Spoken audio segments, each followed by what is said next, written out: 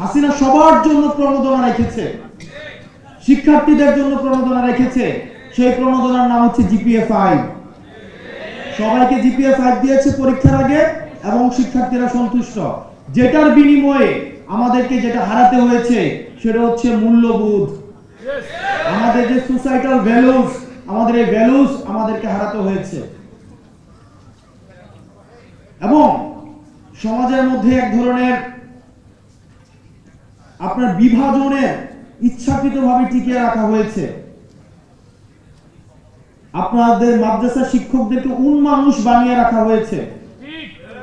একটু মানুষ তবে লেস দেন মানুষ, বুদ্ধিজীবী তবে লেস দেন বুদ্ধিজীবী।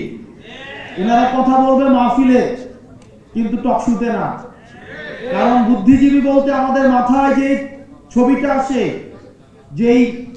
যেই আমাদের চরিত্রটা আসে, চিত্রটা আসে, সেটার মধ্যে হচ্ছে দাড়ি টুপিওয়ালা মানুষ নাই। এটা আমাকে কম্প্রোমাইজ করতে হয়েছে ফেসিবালদের বিনিময়ে, জিপিএ 5 এর বিনিময়ে এবং বিভিন্ন সরকারি প্রণোদনার বিনিময়ে। আপনারা অস্বীকার করতে পারবেন যে আপনাদেরকে বিভিন্ন সরকারি প্রণোদনা দেওয়া হয় নাই? অস্বীকার করার কোনো সুযোগ নাই। এই ফেসিবাদের শিক্ষার্থীরা প্রণোদনা দিয়েছে।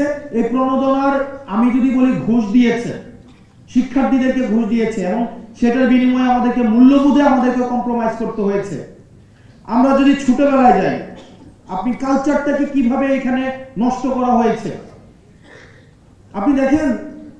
একটা সময়ে আমরা যখন ক্লাস 2-3 তে পড়ি বা তারও আগে, কিছুক্ষণ আগে সালাউদ্দিন আহমেদ সাহেবের সাথে আমার কথা হচ্ছিল একটা বিষয় নিয়ে, যে এই যে মক্তবের একটা কালচার ছিল আমাদের দেশে। সকালবেলায় প্রত্যেকটা পাড়া মহল্লায় একটা মক্তব কালচার ছিল না? এই কালচারটা কিন্তু আবার চেঞ্জ হয়ে গেছে।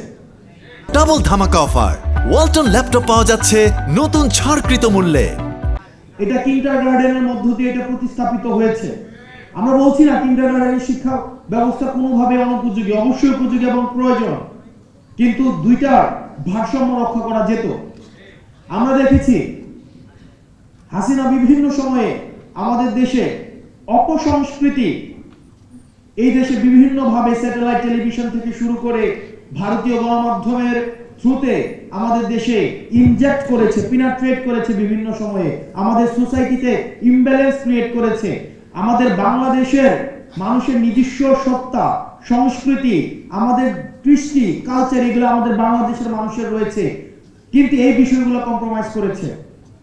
আমরা এই জায়গা থেকে আমরা এই সরকার এবং পরবর্তীতে যারাই সরকারে আসুক না কেন তাদের প্রতি, এবং আমরা যদি সরকার গঠন করতে পারি আমাদের পলিসিতে আমরা এমন সব পলিসি নিব শিক্ষা ব্যবস্থাকে ঢেলে সাজানোর জন্য, যে শিক্ষা ব্যবস্থার মধ্যে অবশ্যই প্রাসঙ্গিকতা থাকবে। প্রাসঙ্গিকতা, রিলিভেন্স, কিসের রিলিভেন্স? Cultural relevance. আমি এমন কোন শিক্ষা ব্যবস্থা আমি বাংলাদেশে ইন্ট্রোডিউস করতে পারবো না যে শিক্ষা ব্যবস্থা আমার কালচারের সাথে ইনঅ্যাপ্রোপ্রিয়েট। আমার কালচারকে যদি ধারণ না করতে পারে, আমার সংস্কৃতিকে যদি ধারণ না করতে পারে, আমরা সেই শিক্ষা ব্যবস্থা বাংলাদেশে আমরা ইন্ট্রোডিউস করতে পারবো না। সুতরাং কালচারালি অ্যাপ্রোপ্রিয়েট শিক্ষা ব্যবস্থাকে আমাদের বাংলাদেশে ইন্ট্রোডিউস করার জন্য আমাদের পলিসিতে অবশ্যই রিফ্লেক্টেড হবে।